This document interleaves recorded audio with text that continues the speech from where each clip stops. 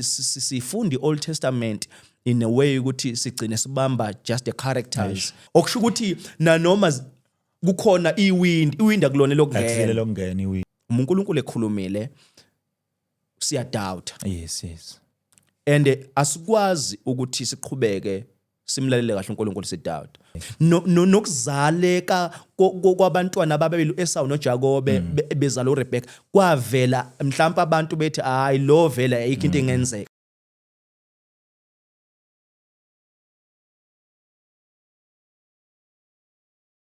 sinibingelele sinamukele ohlelweni lethu lwanamhlanje. As always, we are the new move of the Holy Spirit. Okhulumayo nonibingelelayo uVusi wakamazibuko. Namhlanje yimina engizobe ngihosta ngihamba nobaba. Angihambi ngedwa, ngihamba nobaba. Ubaba wethu ubaba uMhlanga ebandleni. Le God's Will Restoration Ministries. Elikhona la eAlexandra likhona futhi ngiyacabanga ukuthi nasezonke kula masayidwa ngapho siyacela ukuthi ebandleni nenze sure ukuthi niyasifollowa siyacela nisifollowe nisubscribe ku channel niphinde nenze sure ukuthi futhi i channel le iyasisiza ekutheni sihambise indaba zombuso kaNkuluNkulu. Mholi ngikubingelele ngikwamukele ohlelweni. Siyabingelela kakhulu Mazibuko, siyabingelela kakhulu mfowethu. Sibingelele ekhaya kubabukeli be the new move of the Holy Spirit. Sibonga uNkulunkulu futhi ngethuba siphelelwe namhlanje ukuthi siphinde sibuye sizohlanganyela. Amen. Mholi sikuyi uncovering siveza i-message kaKristu from the Old Testament. Senzela ukuthi izwi or iBhayibheli likaNkulunkulu uma ulifunda from Genesis kuvela uKristu ngize uziyophuma kuyisambulo kuloko kuvele nje uKristu. Senzela ukuthi kungabi namaverse or kungabi nama chapter la khona kuthiwa lawa kushunyayelwa ngawo ngoba lawa aqondene kodwa kube into ukuthi nje kuwo wonke kubonakala uKristu. Mholi mhlambe nje ekuyivuleni siqale la njengoba sesishilo sikuyi series. I think siku episode number 3 esikuyona namanje ubunomfowethu umbatha la kuma episode amabili namhlanje sisahlezi nawe. Ngiyacabanga ukuthi kuzobalula kakhulu Mholi endleleni esizohamba kuyona manje njengoba siqala njengoba umuntu obukade ukhona before. Amen. Kuzobalula nakumina ngoba ke mina ngumzalwane osabayo kuba semehlweni abantu kodwa ke ngoNkulunkulu uzongisiza. Amen. Ngithi ngishaye bese bethi abantu ayibu kanjani ngoba phela uyakwazi ukuma phambi kwabantu ukuhlabelela kufani nokukhuluma. So Mholi sesiqalile ngicela nje ukuthi mhlawumbe kuyindlala kulento yokumbulwa kaKristu from the Old Testament. Amen. Ngiyabonga kakhulu mfowethu Mazibuko ngethuba iqiniso ukuthi sikule series la sambula khona uKristu from the Old Testament. Simbuka uKristu ngoba iqiniso Mazibuko nababukele ekhaya ukuthi into kaKristu ayiveli nje kuphela sesiyibona ku New Testament kuphela kodwa indaba kaKristu kahle ikhona kusukela ekuqaleni ngoba uNkulunkulu the plan of salvation kwakuyiplan kaNkulunkulu from ekuqaleni kuze kufike la uJesu ezalwa khona ngoba most of us kuba ngathi indaba kaJesu siyibona mase ifundwa kuLuka ukuthi intombi yawukhulela uzala umntwana imqambe igama uJesu kuba ngathi now siqala istory esisha kanti indaba kaJesu babukele ekhaya iqala from the Old Testament. Noma ke mawusifunda ku Old Testament awuzulithola igama elithi Jesu kodwa uNkulunkulu wayesebenzisa amadoda athile nabesifazana bathile ukukhuluma ngoKristu. Mhlambe nje obasiqala ngicela nje ukuthi sifunde ngoba yizwe elizosidirecta kukho konke.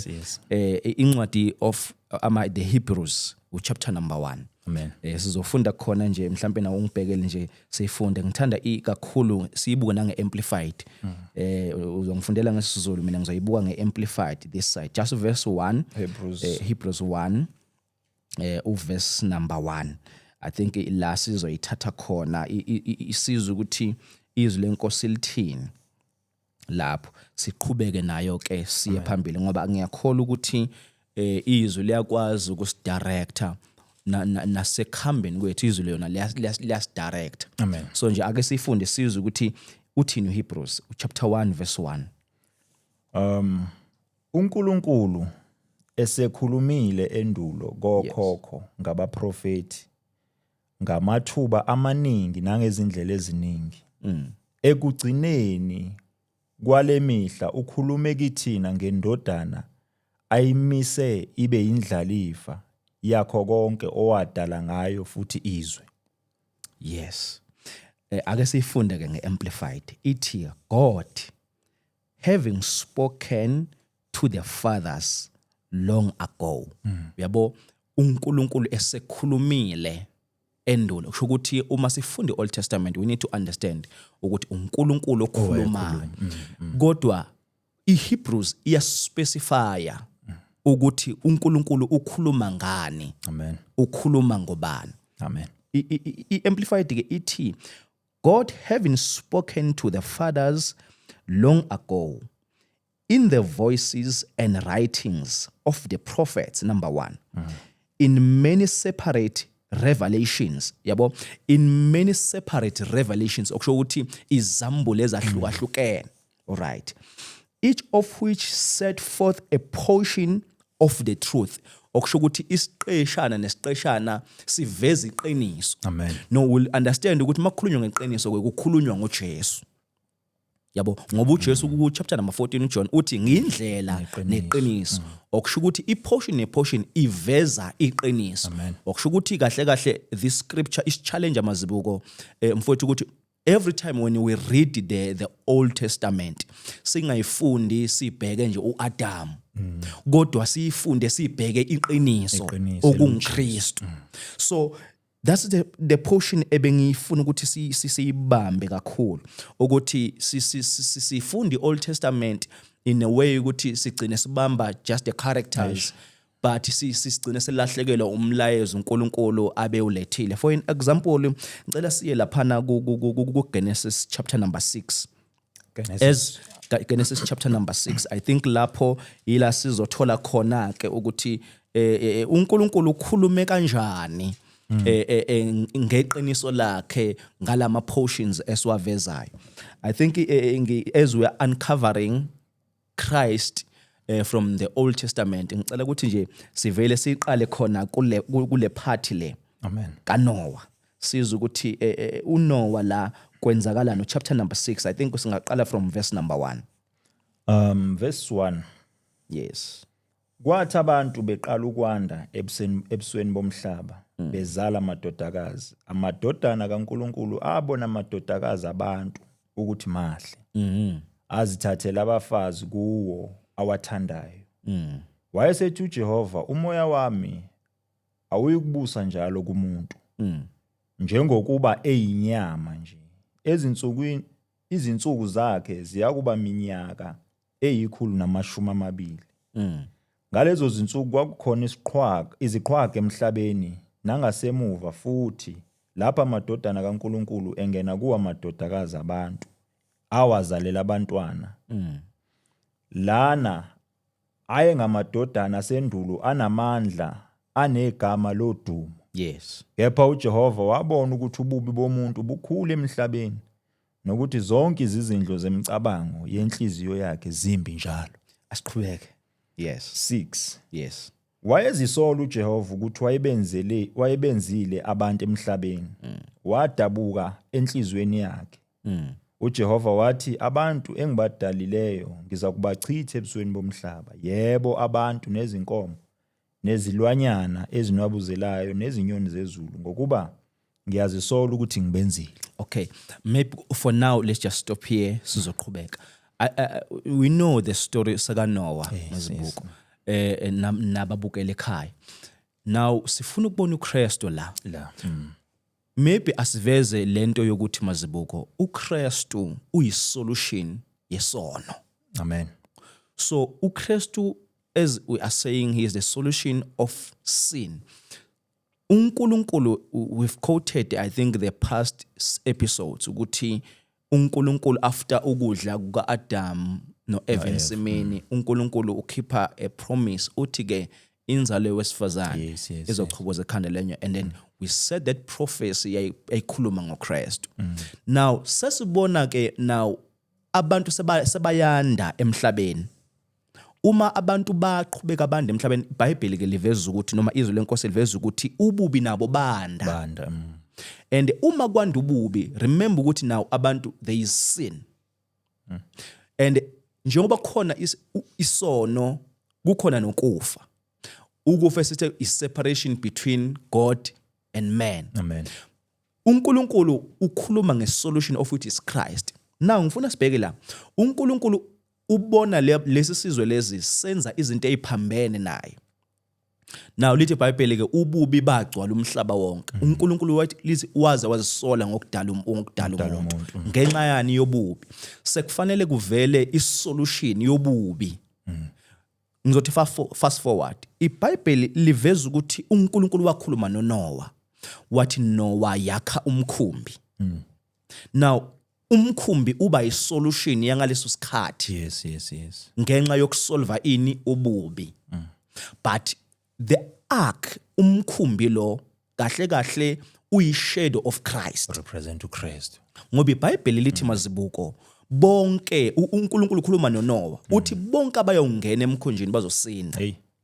Okusho ukuthi ngamanye amazwi lento yokuthi wonke ekhulunywa ngale kuJohn chapter number 3 verse 16 elithi okholwa indodana uba nokuphila uyandlula ekubhujisweni angene kuphileni.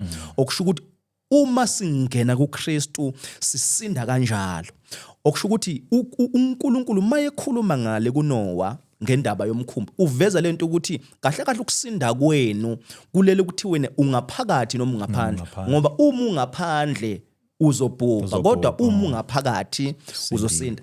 I have 5 points for you to, I think kule portion le engifisa ukuyifunda. Ngenza ama notes la, I would just like to share them. Ama notes are based ku Genesis 6.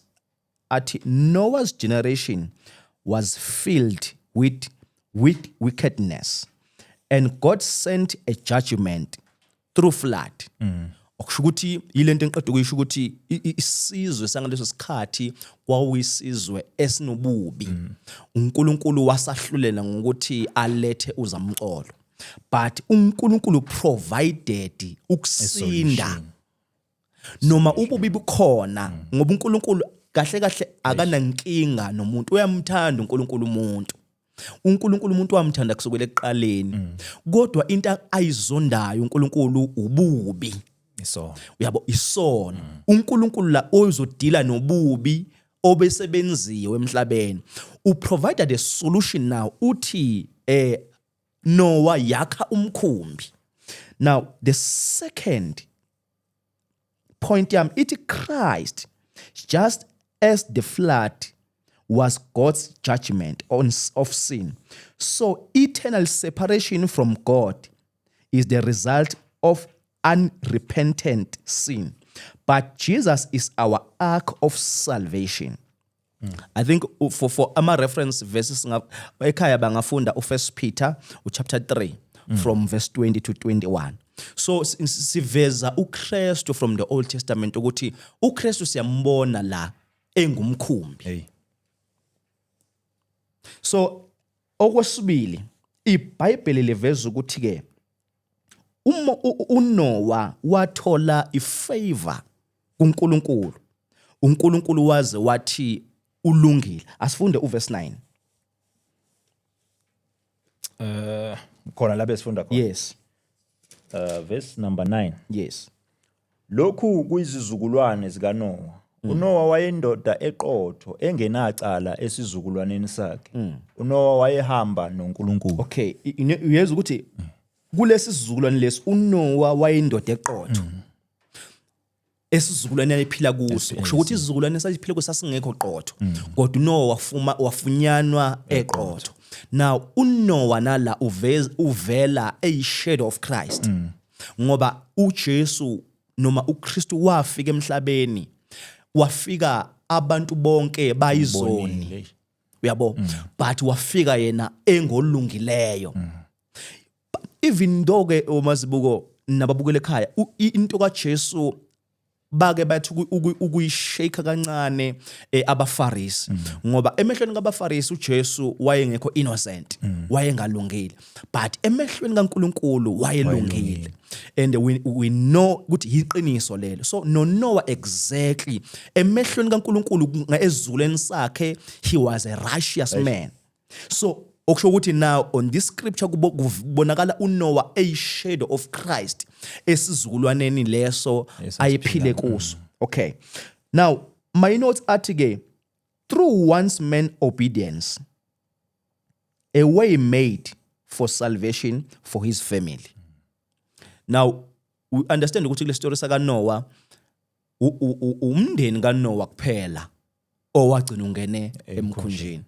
And ngifuna sibheke mazibuko ukuthi uNkulunkulu iprinciple yakhe selokayibeka yaba njalo yokholo ngoba akukho ukukholwa ngaphandle kokuzwa izwi lakhe. Noah in order ukuthi akumkhumbi kwakumele enzeni alalele izwi kaNkulunkulu.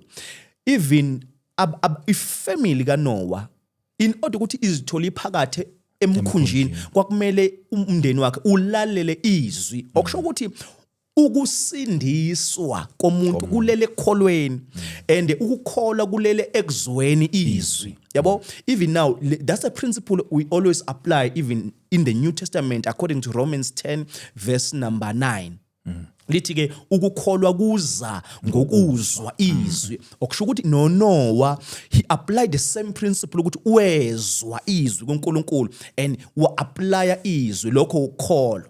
So nomndeni ke kaNoah siwuthola kanjalo ukuthi usinda kanjalo ngoba walalela izwi likaNkulunkulu elavela ngoNoah.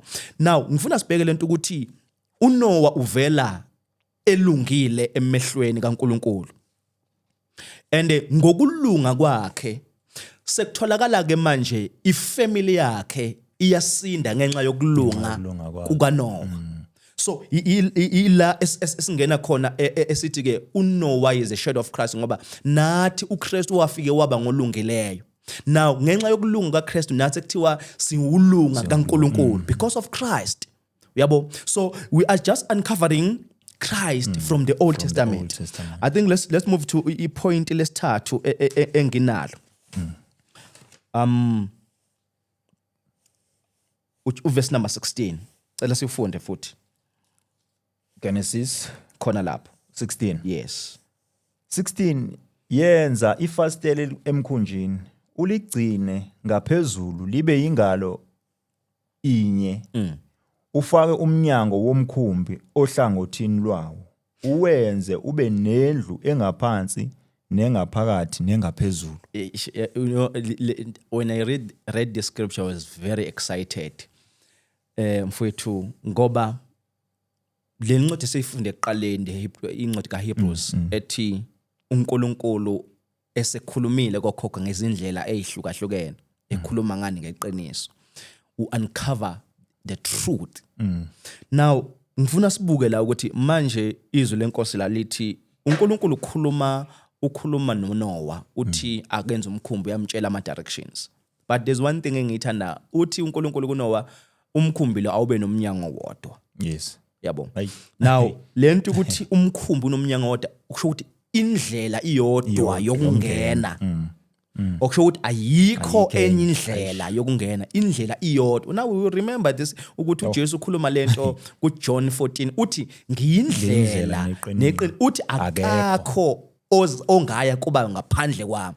Okusho ukuthi indlela yokuya nje kuBaba iyodwa ukukholwa and ukungakholwa nje noma yini ukukholwa izwi lakhe. Izwi lakhe lingobani elinguKristu. Now sibona ke la umkhumbi now the ark uyi shadow of Christ as well. Uyabona mazibo ukuthi uma sifunde the Old Testament iyashintsha nawo indlela yokufunda i-Old Testament ukuthi asiyifundi nje just a story Asabuke. noma sesifunda umkhumbi asawubona umkhumbi ungumkhumbi kodwa sibona umkhumbi uinterpreter uJesu ukuthi kahle kahle into kaJesu kudala uNkulunkulu eyikhuluma ngezindlela ezahlukahlukene for us to understand his plan ngoba egcineni uNkulunkulu ufuna ukuthi thina si understand his plan ngoba into eyayishaya abaFarisi they did not understand the plan of God ukuthi thina sibona umntwana kaMaria nje uzalwe phambi kwethu ingane kaJosepha le but ithini iplan kaNkulunkulu so ngokugeja iplan kaNkulunkulu silahlekelwa yiqiniso silahlekelwa umusa kaNkulunkulu ngoba umusa kaNkulunkulu ufree to everyone uNkulunkulu wenze sure ukuthi iqiniso lakhe libe available kubo bonke abantu ingakho ukhulumile ngezindlela eziningi ezahlukahlukene for us to understand his plan okay so sithola la into let's us emphasize ukuthi umkhumbi uba nomnyango wodwa okusho ukuthi sivezele into eyodwa ukuthi iyodwa indlela yokungena is through Christ uKristu ke uyindlela yethu so that's another thing I think for a reference umbukele ekhaya uzofunda ngoka John 10 verse 9 maybe asifunde masibuko maybe asifunde uJohn ivangeli ngoJohn 10 verse number 9 siza ukuthi izwi lithini lapho verse 10 chapter 10 verse 9 verse 9 uthi mina ngiyisango uyezwa ukuthi ke manje it relates yabo umuntu ofunde into kaNoah uma sekabuya ngapha evangeli John uya understand ukuthi makhulunywa ngesango kahle kahle lento yesango uJesu akaqala ukuyiveza manje ukuthi uyisango nangale kahle kahle indlela yokungena emkhunjini ayiyodwa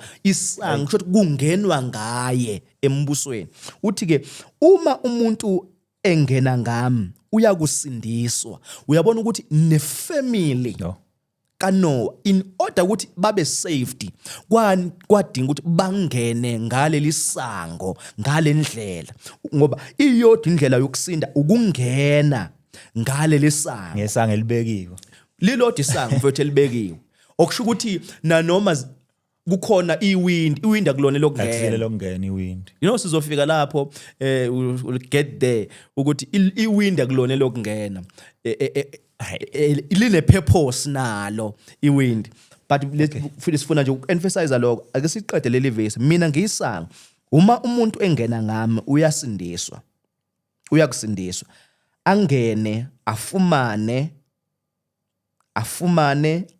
awu angene aphume afumane idlelo okay let's go to the to this point again ama notes athi la after the floods we'll remember ukuthi uNkulunkulu waletha uzamcolo iBhayibheli ke lithi mawufunda lesi story bazalane lithi before iflood ifika lithi uNkulunkulu uye uma ufunda le story kahle lithi uye wavala umnyango now ngamanye amazwi isango licontrolwa uye isango livulwa uye livalwa uye okusho ukuthi bazalwane I think this is a lesson ebandleni lika Kristu emhlabeni ezabazalwane singalenzi iphutha lokuvala thina umnyango engawuvalile yena okusho ukuthi okwethu ukuthi nje silalele sikholwe iloko akushoyo masiqeda singene ngaphakathi ukuvala umnyango okwakhe ngavala into ongayivulanga no uNkulunkulu ozovala okusho ukuthi okwethu uqhubeka nje as long siphakathi sithi nje asingene emkhunjini okwethu kumemezela ukuthi nje siyangena emkhunjini ngoba ukusindiswa uzosindiswa ngokungena emkhunjini ukuvalwa komnyango kulele kuNkulunkulu amen now iBhayibheli lithi ke uNkulunkulu esawuvala umnyango wehlisela uzamcolo ngaleso sikhathi iBhayibheli lithi ke kwaba insuku eyiningi kakhulu but iBhayibheli lithi kwafika isikhathi la uzamcolo uphela khona of which ila engifuna siye khona after the floods God made a covenant with Noah he promised him he will never destroy the earth by water again. Asifunde uLuka 22 verse 20. Luka 22 verse 20, because into esithola la ukuthi uNkulunkulu wenza isivumelwano, a covenant now. Okay, 22 verse 20. Yes. Kanjalo ke nesitsha emva kokudla ethi lesi sitsha sizivumelwano esisha egazini lami elithululelwa nini. Okay, uyezwa ke mazibuka ukuthi la uJesu ukhuluma nabafundi bakhe endabeni yani yesidlo noma ku Lord's Supper. Uthi lesi sitsha sisivumelwano esisha egazini lami. It's the new covenant now. Ngoba uNkulunkulu kuphela okwazi ukwenza a covenant nomuntu. I-covenant yangempela. And iBhayibheli lithi ke uNkulunkulu wenza isivumelwano nobani noNoah ukuthi akasuphindi abhubhise umhlaba ngamanzi. Now isivezela lento ukuthi ngesikhathi uNkulunkulu i-covenant iownwa uNkulunkulu. Uma uJesu efika la ekhuluma nabafundi bakhe uvezela abafundi bakhe ukuthi there is only one covenant engizoyisila nani, and nginiprepare ukuthi noma sengingasekho sengivukele ethuneni nisale with the covenant. Okusho ukuthi noma uzamcolo usuphelile nisale with this covenant, nihambe niphila ngayo ukuthi angisuphinde ngibhubhise umhlaba ngamanzi. Now uma siyi-apply on the New Testament noma sifuna ukuyi-understand Christ, when uKristu esevukile ethuneni ubashiya nento ethi njalo maningikhumbula anodla lesidlo ngoba lesidlo siyini siyi-new covenant, siyisivumelwano esisha egazini lami. All right, now siya on the last point. Our last point cela ungibhekele mfethu 2 Corinthians chapter number 5 verse number 17. Now after the storm and judgment came a new beginning. Yabo. Now these are my notes. Show ukuthi after uzamcolo nokwahlulelwa lokho kuNoah kwaqala isiqalisisha. Ngoba uma umuntu amkela uKristu, that's why iBhayibheli lithi useyisidalwe esisha. Yes. And ukuba isidalwe esisha mazibuka kusho ukuthi ushintshwe igama lakho. Uqhubeka nje ube yilowo muntu owuye. Kodwa awusasiyo imvelo buyiyo. Now kushintsha inature yakho. Awusasiyo now inature ubuyiyo. Asifunde lapho 2 Corinthians 5:17. Kanjalo uma umuntu ekuKristu uyisidalwe esisha, okwaqala kundlulile bheka sekuvela okusha. Yes.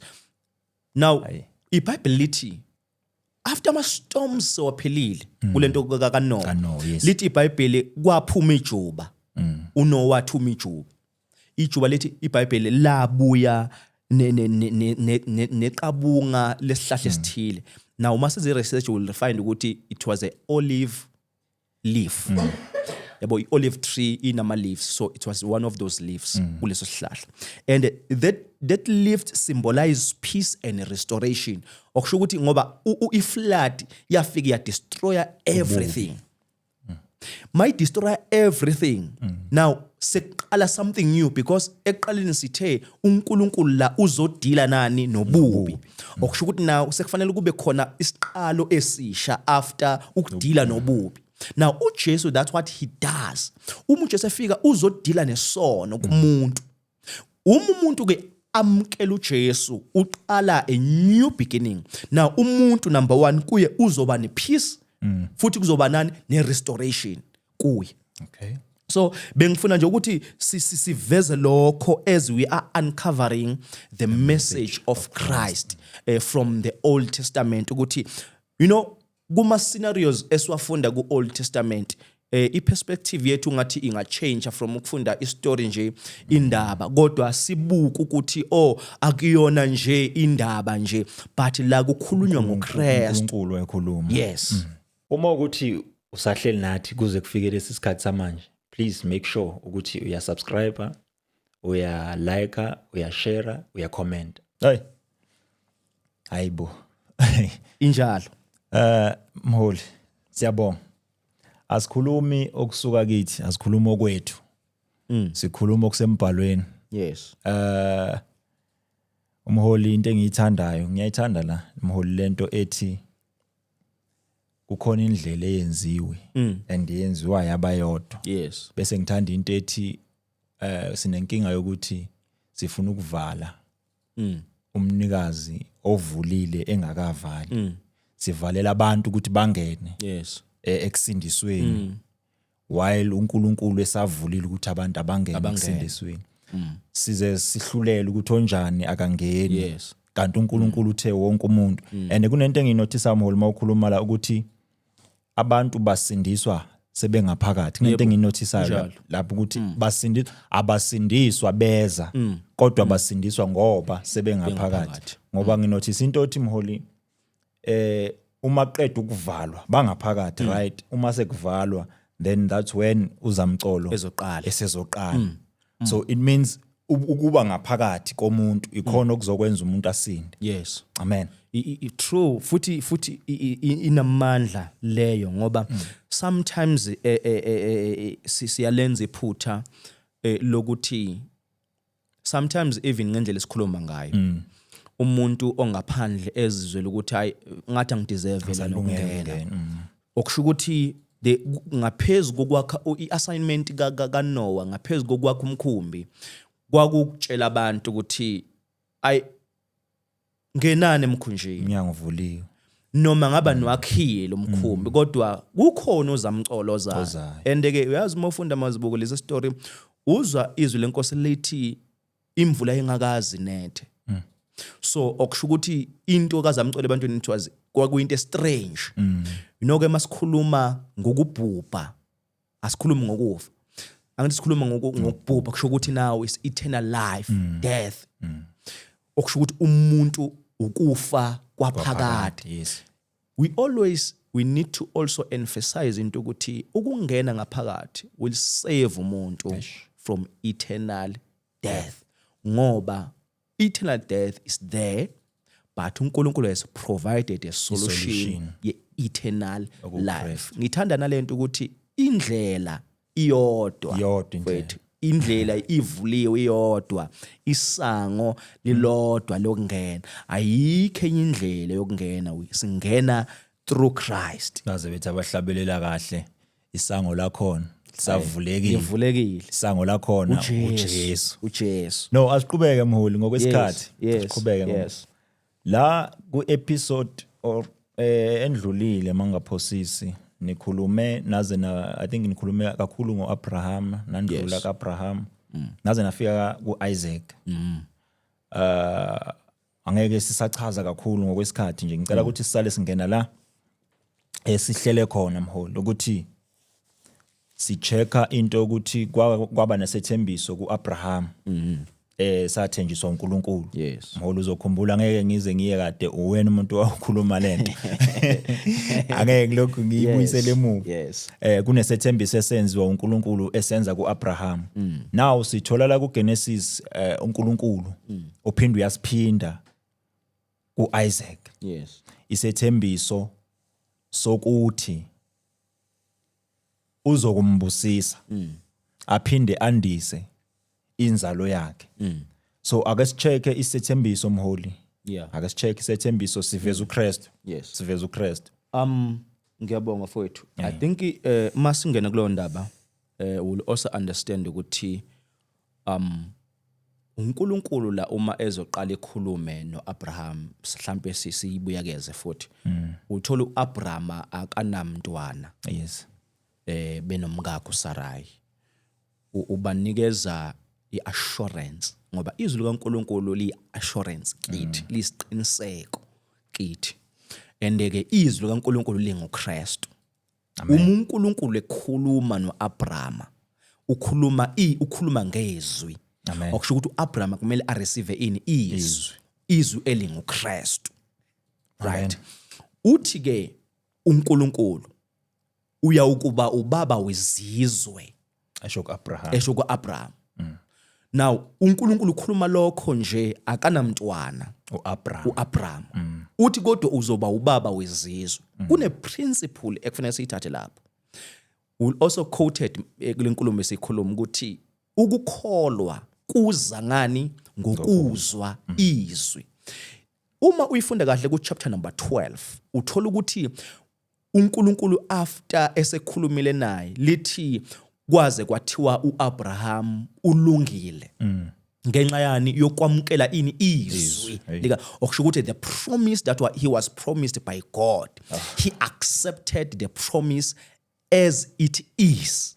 Wasithatha isithembiso kaNkulunkulu njengoba sasinjalo wasamukela njengoba sinjalo. Sometimes isithembiso noma in life noma ke ngikhulume nje ngathi njengasangabazalwane sibuka into yokuthi uNkulunkulu ekhulumile siyadoubt. Yes. And asikwazi ukuthi siqhubeke simlalele kahle uNkulunkulu sidoubt. Sho ukuthi naye uNkulunkulu asemthembi. Sho uNkulunkulu uvela kuAbraham emthemba ngokuthi ulalele izwi lakhe. So the promise now eseyibuya la ebuya now seyibuya kumntwana kaAbraham kuIsaac. Well, remember ukuthi uIsaac naye he is the result of the promise. Yes. Ngoba two promises were promised by God to Abraham. Number 1, you will have a son. Uzozala uzoba nomntwana. Number 2, uzoba ubaba wezizwe. Okusho ukuthi into yokuthi uzoba nomntwana enye into. Kodwa le uzoba ubaba wezizwe futhi enye into. That's why bazalwane on the New Testament mawufunda mazibu uzoza ukuthi lithi izwi leNkulunkulu uAbraham kuyincwadi yamaHebrews lithi uAbraham ungubaba wethu wokholo. Yes. Okusho ukuthi kahle into eyenza ukuthi thina sibe ngabantwana bakaAbraham siyakholwa njengoba uAbraham wakholwa. Uma kuNkulunkulu esebuyisa the same promise kuIsaac ubuyisa the same thing ukuthi nawe kufanele ube umntwana wokukholwa ngoba ubaba wakho Abraham waba okholiweyo izwi lami. So the promise ku verse number 24 ithi uJehova chapter number 26 Genesis verse number 24. Yes. uJehova wabonakala kuye kuIsaac. Yebo. Ngabona lobo busuku wathi nginguJehova uNkulunkulu kayihlo uAbraham. Ungesabi ngoba ngenawe ngiza kukubusisa ngiyandise inzalo yakho ngenxa yenceku yami uAbraham. Now this is the same thing uNkulunkulu aka change iprinciple. Ngamanye amazwi if we were to explain the statement uNkulunkulu uthi kuIsaac kholwa yimi. Ngoba if faith and fear asihlalelana. uNkulunkulu ethi nje ungesabi nginguNkulunkulu. Ungesikayihlo ungesabi. Sho ukuthi ngamanye amazwi don't doubt ngami. Yabo kuvela into kwemfowethu la kaKristu yokuthi Christ is our promise. uKristu uyisethembiso sethu. Injalo mfowethu. We are the new move of the Holy Spirit. Isikhathi sethu umholi siyabaleka. Yes. Siyandlula bese siku Isaac ekuthenjisweni kwakhe ngenxa yenceku. Yeah, uAbraham. Yes. Sethembiso silapho ukuthi kungenxa yenceku yami uAbraham. Okay. Masibo ngicela ukuthinta nje enye point mfowethu mhlawumbe kumane ukuthi ngenzeka singigcine singawaqedile. Singasaqedi. But nje let's allow ukuthi si cover whatever is cover. Noma ukhuluma lento ukuthi nizobusiswa. Ngizokubusisa Isaac ngenxa yenceku yami Abraham.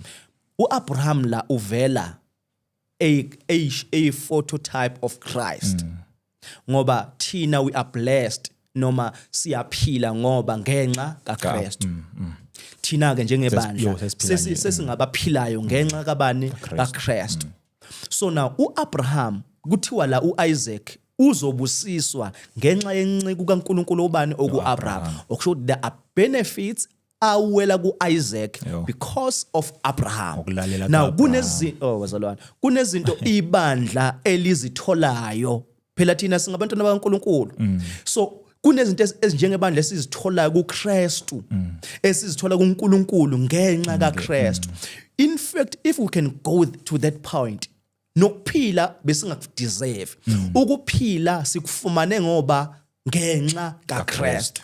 oyinceku kaNkulunkulu. Okusho ukuthi ngamanye amazwi there are more benefits azofika ebandleni ngenxa kaKristu. Kusho ukuthi masingabamba leyo nto ukuthi ezinye zezinto azizi kuwe njengomzalwane mhlawumbe ukholwa ngoba wena wenza kahle noma zikufanele, but they come because they come ngenxa. Futhi ngithi angiphume nje kungene emphasize that point because it is very very important. Yo. Hey, ne. Okay, kuba nesikhathi ke now uIsaac othenjiswayo manje. Yes. Sekuzozalwa. uIsaac uzozala manje uEsau. Yes. noJacob. Yes. Kuvela into lapha ethi uIsaac umkakhe uRebecca waye umkakhe owayeyifunele or wayethandele yena. Then kunomunye anikezwa yena, right? Then lo uma esezo khulela lithi iBhayibheli wayengakhulelwa or wayeyinyumba engabathola abantwana. Yes. Now kuvela into la, kunento la esithema sicheka sabuka ukuthi kungenzeka avela uKristu la ukuthi ukuzalwa kukaEsau noJacob bazaleka njengoKristu ukuzaleka kwakhe. Kanjani na? Okay. Sithola into yokuthi one wayeyinyumba lo Yes. engathola abantwana. Then lithi iBhayibheli uIsaac wamkhulekela emcela uNkulunkulu, then waseyabamba watholakala ebamba. Nayi lento esiyifunayo lapho ukuthi bazalwa endaweni engakaze kubambe umuntu. Now masingaveza lapho because we are uncovering the message of Christ from the Old Testament. As Sukkotile, I think that is verse number 21. Yes, 21. Chapter number 25, Genesis. Yes. Now, the izwi lenkosi lithi ke wamkhulekela ngempela uIsaac wakhulekela umkakhe oyinyumba. We'll understand bazalwane, ngifuna siye kulento straight.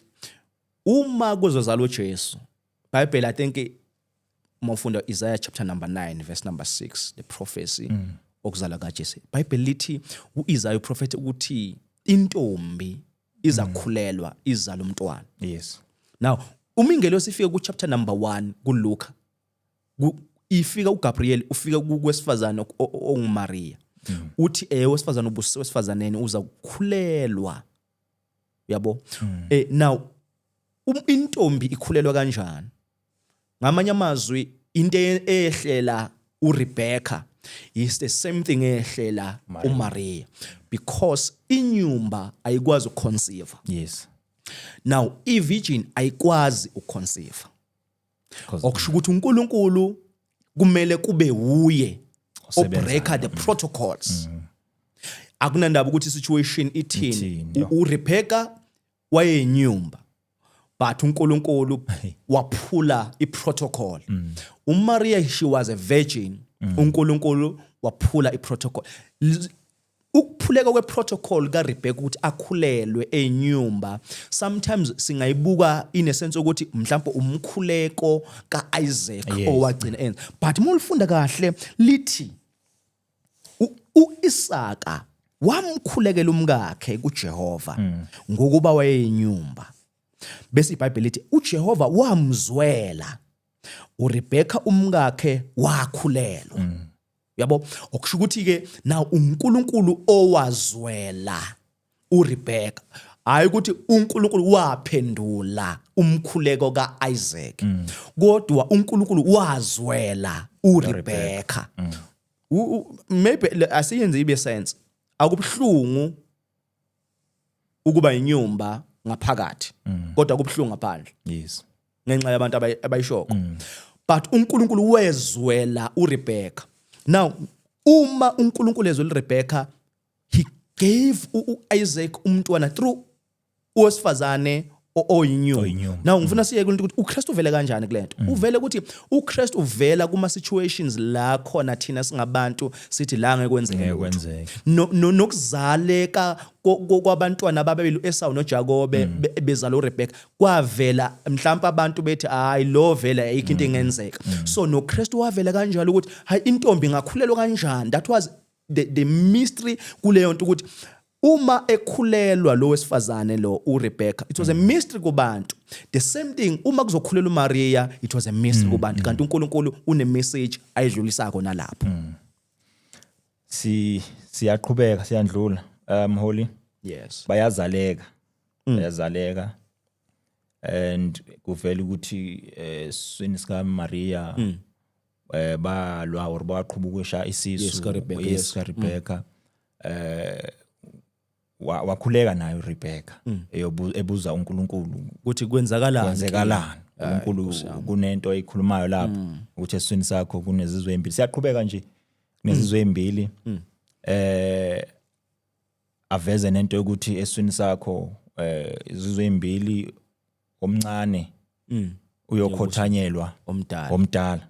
Okay, now sebezaliwe kutholakala kunenye indaba futhi engicabanga ukuthi nayo mhlambe singayi highlighta uma uthola isikhathi sokuthi uyithinte. Yes. Into yokuthengiswa kobuzibulo laba bantu bobabili khona omncane khona omdala. Yes. Then omncane uzwakala efuna ubuzibulo balo omdala. Now mhlambe just to touch up maybe kancane ngenxa yesikhathi. iBhayibheli lithi ubaba uIsaac sesemdala. Now usefuna ukubusisa umntwana wakhe uEsau ngoba iBhayibheli lithi uIsaac wayemthanda uEsau. Now uRebecca ke wayemthanda uJakobe. Kwenzeka ke izwi lenkosi lisilaniswa ngokuthi wathi uIsaac Esau awuhambe ungenze isilovela, hamba uyozingela ungenzele isilovela. Mawubuya ngibuye ngikubusise bese sengiyafa. Now the wife uRebecca overheard the conversation and then she advised umntwana wakhe amthandayo. Amthandayo uJakobe ukuthi hayi Jakobe lalela ubaba wakho ufuna ukubusisa umfowenu yenza masinyana. Fast forward wahamba uJakobe masinyane wahamba wabuya nesilovela wambozingela wabuya wapheka yabo. And ngifuna ukuya kunaleyo that part nje yokuthi in order for the father to bless the son, the son has to work.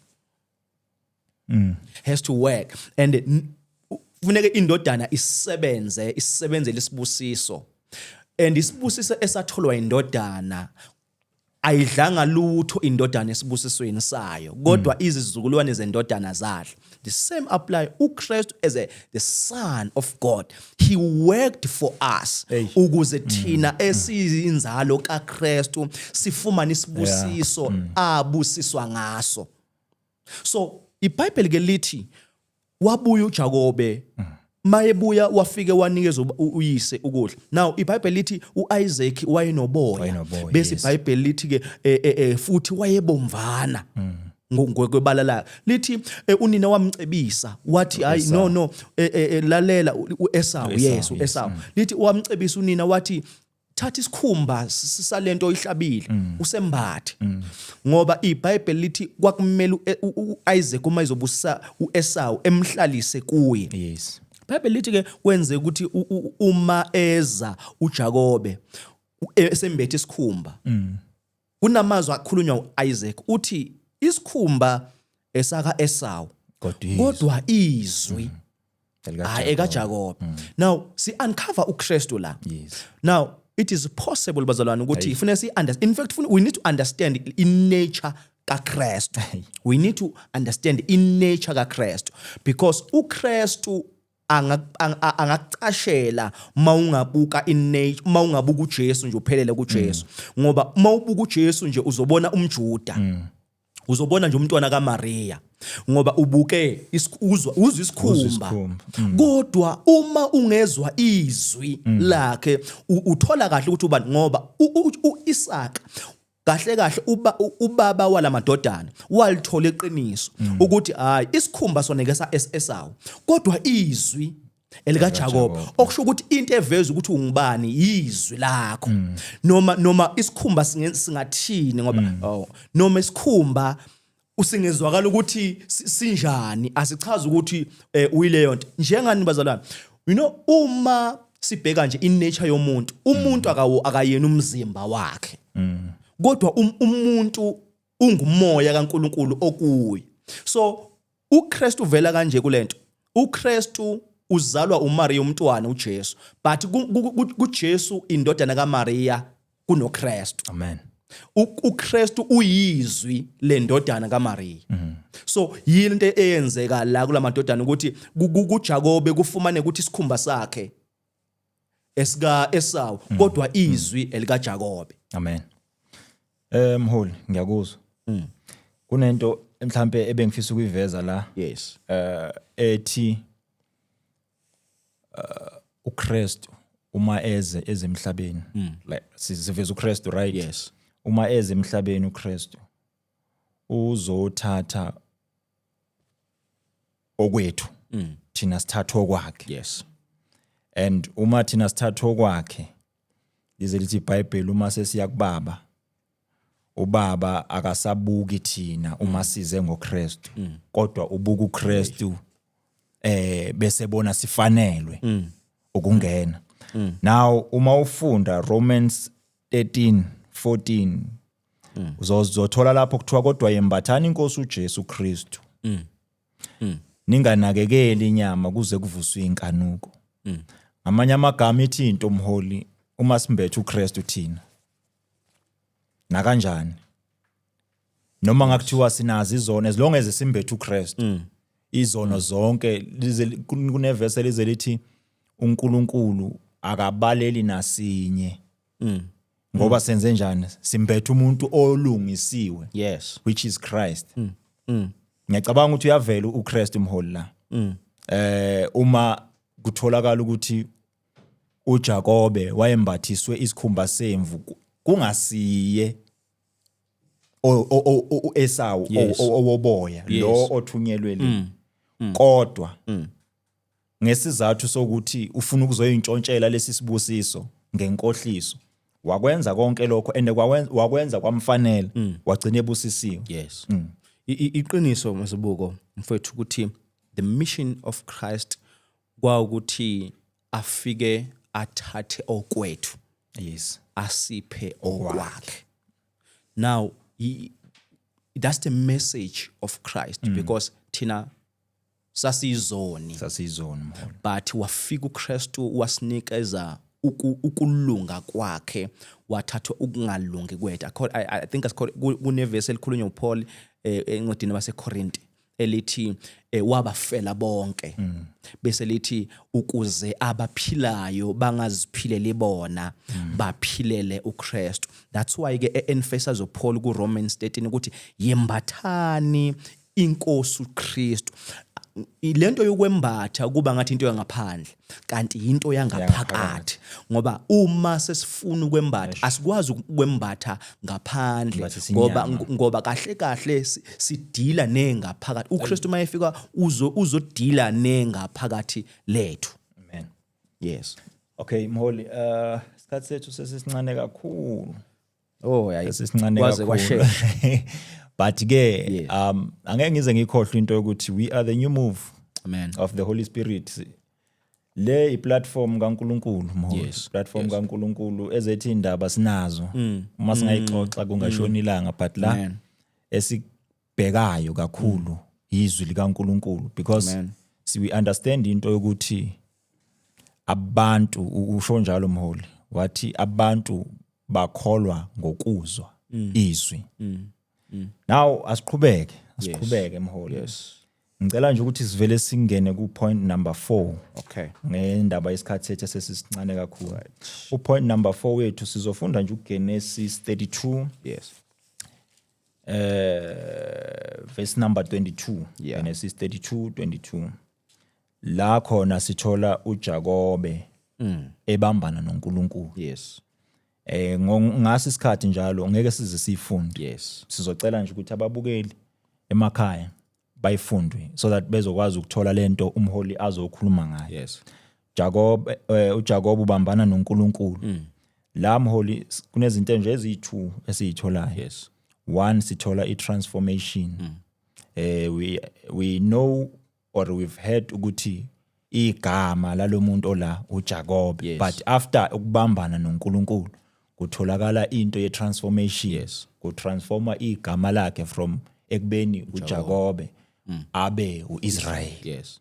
Now elokuqala le point engizocela ukuthi ungene kuyona. Lesibili kutholakala isibusiso. Kuzwakala uJakob uma sekuzosa. Lithi iBhayibheli masebona sekuyaza. Athi kulomuntu abambene naye because la ezansi mawufunda kuthiwa umuntu but isihloko sithi ubambana noNkulunkulu. Yes. Lithi mayisethola ukuthi sekuyasa lo muntu akamahluli lo muntu abambene naye. Lithi wathi angizukukuyeka ungangibusisile. Yes. Ngenxa yesikhathi u just touch up ama highlights on the scripture. uJakob ubambana nomuntu of which it's God. Amen. Siya kulento transformation ukuthi uma umuntu ethintwe uKristu, just as uJakob wathintwa umuntu uNkulunkulu. Uma umuntu ethintwe uKristu, definitely kuba ne transformation. Yeza kanjani transformation kaJakob? iBhayibheli lithi kwasekusa. Yes. Lithi umuntu lo wamthinta uJakob onyongeni. And Hey. indaba yonyonga iveza ukuhamba kwakhe ngoba it affected i-walking. Okusho ukuthi uma umuntu uJakob etike wathintwa umuntu uNkulunkulu kushintsha ukuhamba. Amen. Uyabo, same applies to us. Uma uKristu uke wamthinta umuntu, umthinta ukushintshe ukuhamba. Amen. Yabo uvele uJesu emshintsha umuntu engasahambi ngendlela behamba ngayo before ehlangana ngoba umuntu ukahlangana noJesu kumele kushintshe ukuhamba. That's why ivangeli asikwazi ukulishumayela ngokusho. Kodwa fanele ivangeli lishunyayezwe ngenkambo.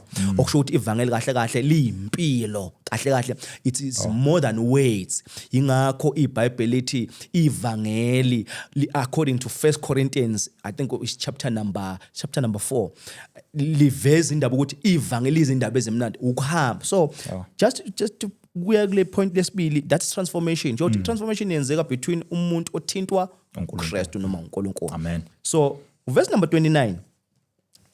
Mhlambe let's just read it. Mhlambe uJakobe wayesembuza ethi ake ungitshela igama lakho. Wathi ubuzelani igama lami na? Wayesembusisa khona. Ngamanye amazwi, you cannot be touched by Christ unganayo i-revelation ngaye. Amen. Ngoba ufuna ukwazi ukuthi ubani lokuthintayo. Yeah. And into yokuthi uJesu noma lo muntu ethinta uJakobe yayiprovoke into yokuthi ungubani. Ngoba awukwazi ukuyeka nje ukuthi umuntu ekuthinte kuhamba kushintsha ukuhamba kwakho bese uthe ku right. Okusho ukuthi into ye transformation itrigala ukuthi kahle kahle ufuna ukwazi more about that person. And ukwazi more about that person brings blessing. Ngoba i-blessing comes by his word. That's why iBhayibheli lithi wathi ubuzelani na bese lithi wayesembusisa. Akazange amphendule ukuthi ungubani but wavele wambusisa. Okusho ukuthi ngesikhathi kufika i-transformation in our lives elethwa uJesu sifuna ukumazi more, and the masimazi more that when i-blessing yakhe esblessa lapho ngoba i-blessing kaNkulunkulu comes by his word. So see, uncover the message of Christ from the Old Testament. Ukuthi naku Old Testament it happened ku Jacob and it's also happening kimi and it also can happen to you. Yo. Mholi, siyabonga. La sesekugcineni kohlelo lethu lanamhlanje.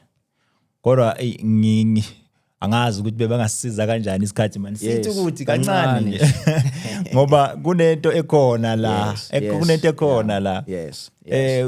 Uma ukhuluma ngento yokuthi I think la kule verse bani esebona ukuthi akamahlulu wathinta esikhoxeni senyonga yakhe. Yes. Waphinyazeka uJakobe.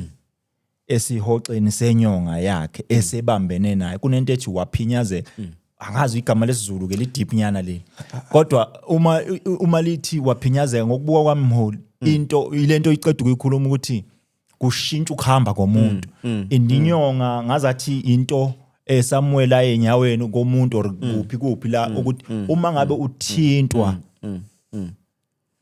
surely kukhona into eshintshayo eshintshekayo ngoba remember ukuthi istory lesi sifunde ukuthi nje isikhathi sethu sekho uJakob usewelise konke uwelisa onkosikazi bakhe uwelise yonke into yakhe okusho ukuthi usele yedwa ngoba into yesalvation into kaKristu awukwazi ukuyimisa nabantu yabo ufuneke ube wedwa and make sure uwasazi iqiniso ukuthi ize kuwe so as uJakob uyeza kuwe so as ewelise konke amakhosikazi akhe ayamazi uhamba kanjani yes and inorm leyo but uma esethintwa enyongeni kunenkinga now usevela kulabantu abamaziyo njengomuntu abangamazi yabo that's why even uJesu wafika enguNkulunkulu endodana kaNkulunkulu wayeyiforeigner kumaJuda amen kubo ngoba kubo kwakuyiforeign ukuthi hayi